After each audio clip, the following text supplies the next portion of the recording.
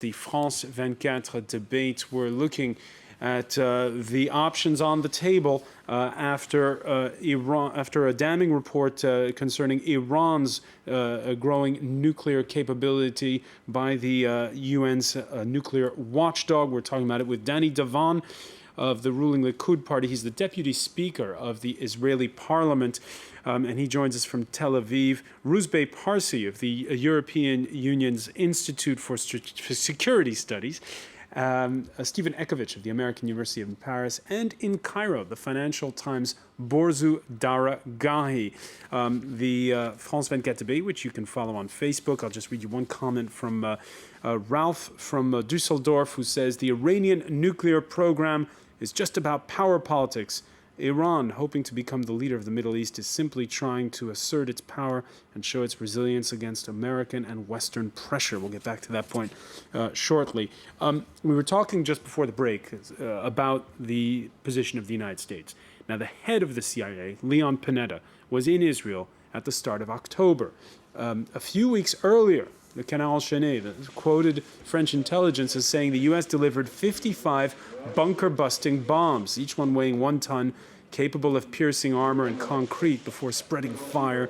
So heavy weaponry. And it's interesting because if you look at the timeline of all of this, this was, Stephen Ekovich, the delivery would have come just around the time that Barack Obama was having to deal at the United Nations with Benjamin Netanyahu, and it was an uncomfortable moment for the U.S. administration. So, where does the Obama administration stand on all of this? That's not clear. I'm not sure there was really a coherent policy here in terms of timing. A lot happens just by accident and by incoherence. I think there's a general tendency to attribute too much coherence and too much foresight to the establishment and the execution of American foreign policy. Borzu Daragahi, do you agree? I mean, I don't know. It's hard to say, but I would agree with one thing, that the Obama administration does appear to be flailing with regard to its Middle East policy. It doesn't seem to have a coherent strategy. In some respects, it's pursuing U.S. interests, for example, supporting the uprising against the unbeloved regime in Syria while remaining on the sidelines in Bahrain.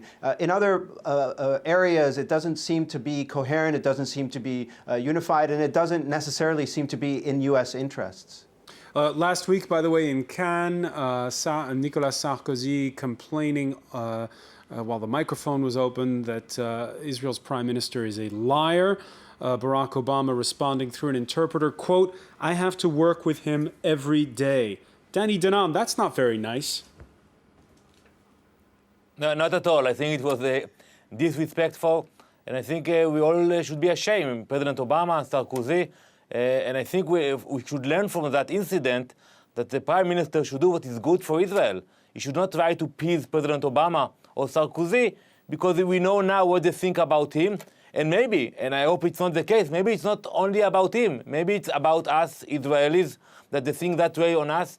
And for that matter, what we have to do. By the way, it was very good for the Prime Minister here in Israel. I'm sure in the polls in the weekend it will be stronger after looking at the pictures from Cannes. But I think that it was a message to us. We should do what is good for us, and we should not try to please the superpowers. So in other words, are you saying that when push comes to shove, what Israel does in relations to Iran will happen with or without Washington's blessing? I think history have told us that Israel must do what is right for Israel's sake, and not what is right for Washington's sake. And for that matter, we do have very close relationship with the U.S. We work hand to hand, but if we will be in risk, we are the one to suffer the consequences. And for that matter, I know that the Prime Minister and all of the government will take the decision that will protect the citizens of Israel, even if it means not to accept the policy or the orders, you can call it, coming from the White House. Well, there are a number of things here. I mean, if I could just go back very quickly. When Menachem Begin ordered the bombing of Osirak in Iraq, it actually accelerated the Iraqi weapons program. So the idea that you can bomb something and somehow finish it once and for all didn't even work in the one country where they had their only technology regarding nuclear stuff in one place. In the case of Iran, it's dispersed, it's underground, etc., etc. So even on that very logistical and technical level, I don't think Israel would be capable of finishing off the Iranian nuclear program, whatever it is. So that in itself, that calculation, that threat, is based on the fact that once Israel would do that, the Americans would step in and actually finish the job, because Israel is not capable of doing it themselves. And that report, that claim by French intelligence that the Americans delivered 55 bunker-busting bombs back in September, are they singing from the same hymn sheet in Washington and in Israel? I think Stephen is right. I think Obama's policy on the Middle East and Israel is not coherent. It's not focused. The idea of bunker busters have been around for some time. There have been deliveries or ideas of deliveries before, etc. So it can be to some degree a coincidence that it's happening now. But of course, different parts of this administration are willing to go to different lengths to be chummy with the Israelis or to stand up to them, as we have seen.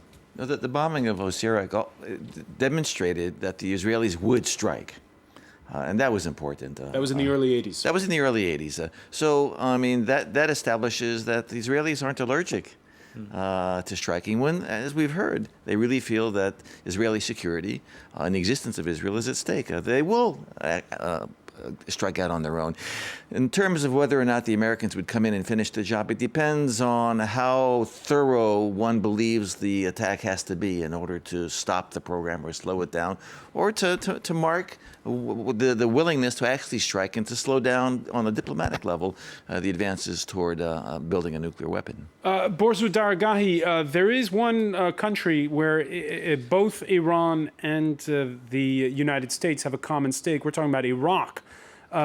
Strikes like this one, wouldn't they just throw Prime Minister Nouri al-Maliki into the arms of Tehran? Well, I mean, to some people, he's already in the arms of Iran, so it wouldn't make much of a strategic difference. But I think that is a concern more broadly in the Arab world. Right now, especially after the allegations that Iran was hiring a hitman to kill the Saudi ambassador, there's a little bit of an increased chill between Iran and the rest of the Arab world.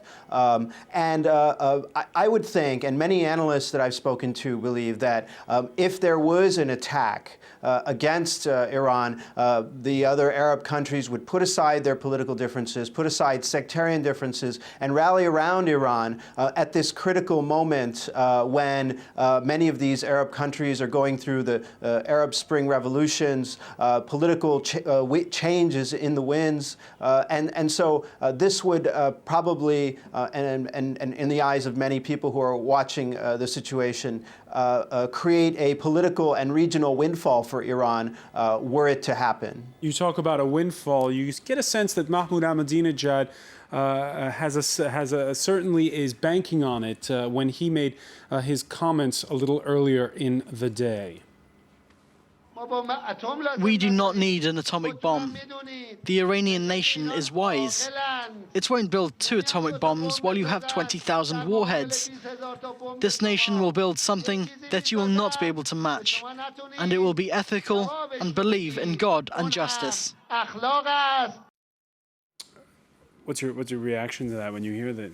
Well, I mean, in a sense, it goes back to what we discussed earlier, and that is that Iran's strategic depth is actually based on its size compared to everyone else around. So they don't need nuclear weapons. And if they were to have real nuclear weapons, and if that would spark a nuclear race, they would actually lose some of that. So the irony here, in a sense, is that Iran is pursuing probably a strategy very like the one Israel has, which is to neither confirm nor deny the fact that they have nuclear weapons. So that ambiguity is what they're playing at. And I mean, there is a de facto strategic interest, shared this strategic interest between the Americans, the Europeans, and the Arab countries. And the Arab leaders know that. It is possible that the Arab street doesn't see it that way. So there is something of a dichotomy here. But it's pretty clear that I'm not sure that all of the Arab countries would rally around Iran if there were some kind of a strike, even if it were by Israel. Danny Danon, your prediction on that? François, I beg to differ with my colleagues here, because when you read what happened in WikiLeaks about the conversation with the Saudis, Egyptians, Jordanian, they spoke about the issue of Iran as a threat for their regime, not for Israel. So the tension here, it's a global threat. It's not only for Israel. The Saudis are very worried. The Egyptians are very worried because if Iran will become nuclear, it will change the rule of the game in the Middle East.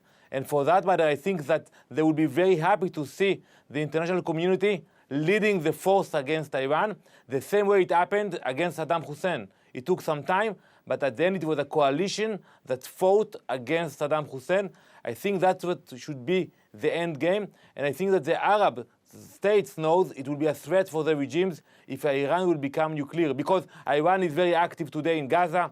They're very active in Lebanon. They will be very active in Egypt. So they know they have to stop it as well. I think we have agreement here when we're talking about decision makers and leaders. But once again, there is this unknown, especially in today's Arab world, about where the Arab populations how they might feel about this. But it's pretty clear that Arab leaders do not want to see an Iranian nuclear bomb. But that's also the reason why I think, if the Iranians are really pursuing this, they're going to stand on the threshold. That's what they want. Mm-hmm. They don't want outright to come out and say that we have the bomb. As Borzu Daragahi was saying a moment ago, there was that case of the alleged plot to assassinate the Saudi ambassador to Washington.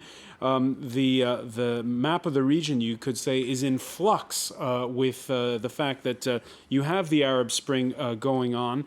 And part of that flux is the role of places like Syria, where right now the regime is feeling the heat. Danny Danon, don't you fear that this is going to perhaps that if this will also perhaps ease the pressure on Bashar al-Assad?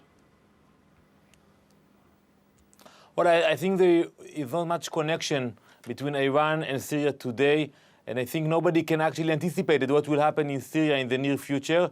And the threat from Iran is so crucial to us that with all due respect to all other issues, to the Palestinian issue, to the Syrian issue, to the Egyptian issue, Libya, the issue of Iran is much more bigger than everything else.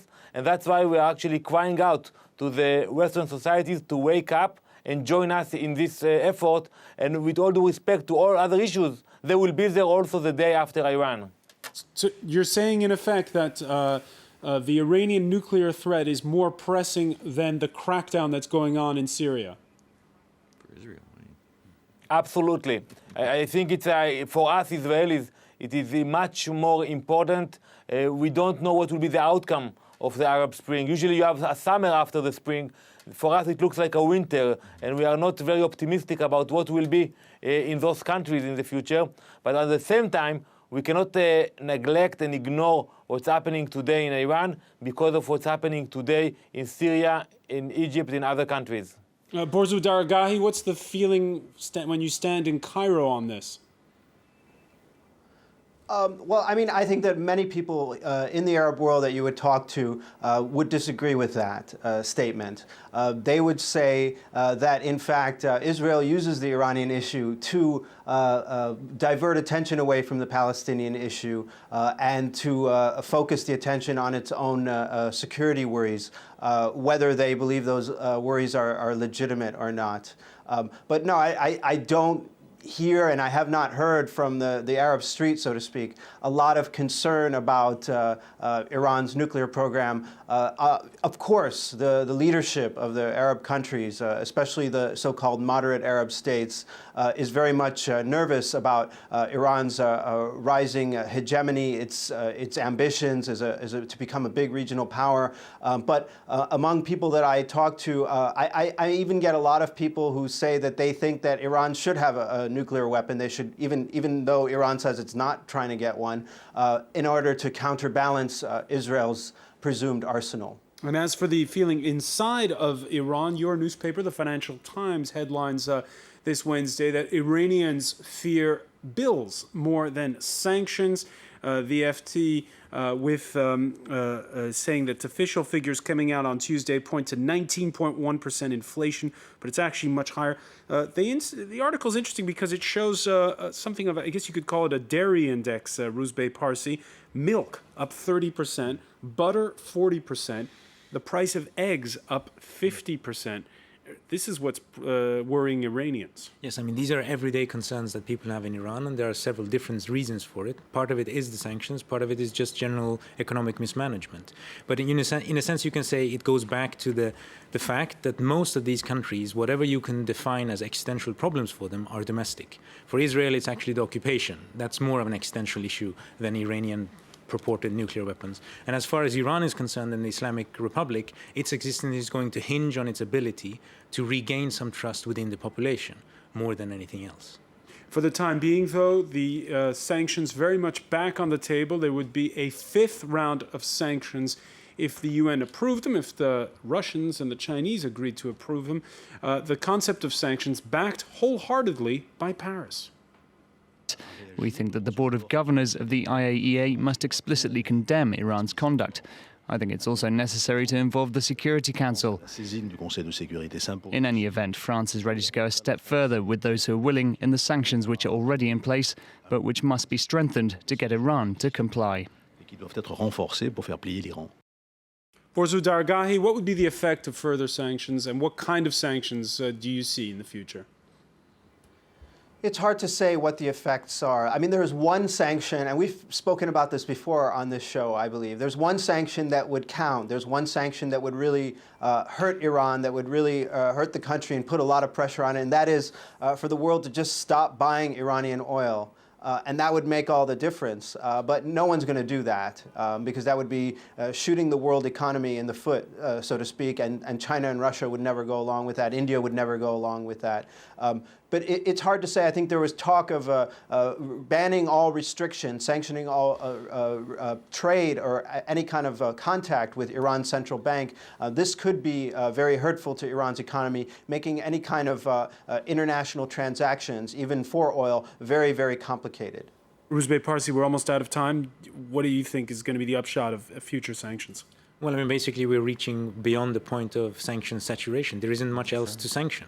And I don't think the Russians or the Chinese are agreeing to sanctions on the central bank. I mean, that's stopping everything, basically. It's a case where something has to be done, and it's not going to be military, so it has to be something other than that. So it's sanctions, and there is a kind of sanction saturation. So some kind of gesture has to be made, and this is a gesture. This is the default policy. Yeah. And on that, we're going to have to leave it there. But I want to thank both of you, gentlemen, Stephen Ekovich and Rouzbeh Parsi. I want to thank Danny Danon for joining us from Tel Aviv, and Borzou Daragahi in Cairo. And thank you for being with us here in the France 24 debate.